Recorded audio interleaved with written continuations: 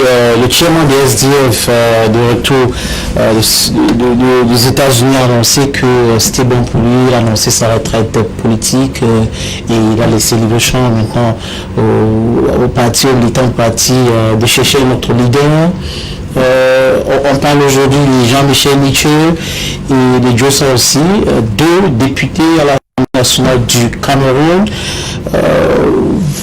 Vous penchez pour qui? Je ne peux pas vous dire pour qui je penche. Ce qui est là, je félicite plutôt le geste du chairman John Fondi, qui est un exemple, qui doit parler au RDPC et au champion qui est là-bas. Vous voyez, même déjà en 2018, il a pris... le SDF parle au RDPC. Bien sûr, ça ce sont des exemples vivants que le SDF pose. Parce que Fondi, en 2018, sans qu'il ne peut pas faire tellement le tour du Cameroun comme il le faisait. Vous connaissez que c'est un monsieur, à la veille des élections, devait parcourir les 360 arrondissements du Cameroun pour faire la campagne. Bon, il a préféré soumettre, laisser le siège à la compétition des jeunes ayant un peu plus d'énergie. Vous savez ce qui s'est passé à Bamenda, aussi à Bamé. Franchement, il n'y avait aucune tricherie.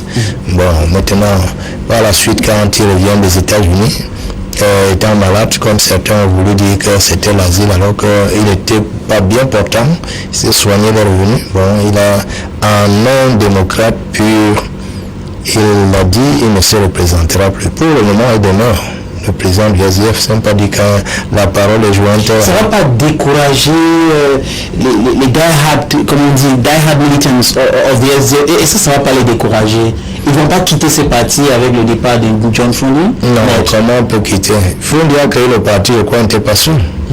Il y avait des gens avec lui. Les fathers. Ils n'étaient pas les seuls, ils étaient nombreux. Certains sont morts. On le considère comme l'homme du parti. Oui, bien sûr. Pour ça, il faut le respecter parce que ce monsieur, même si c'était un autre en 92, ce pays serait affaire à ça. C'est un monsieur qui, ma foi, je le respecte. Je le respecte. Je le respecte. Il était un autre en 92. Je crois qu'il a élevé beaucoup de militants qui sont assez aguerris. Tout ce que je conseille à mes camarades, c'est que l'après Fondi ne soit pas une guerre civile, que ce soit plutôt un regain d'énergie pour fédérer toutes les tendances qui sont un peu à l'intérieur. Et les tendances, je veux dire que ça arrive dans le parti parce qu'un parti qui est dynamique,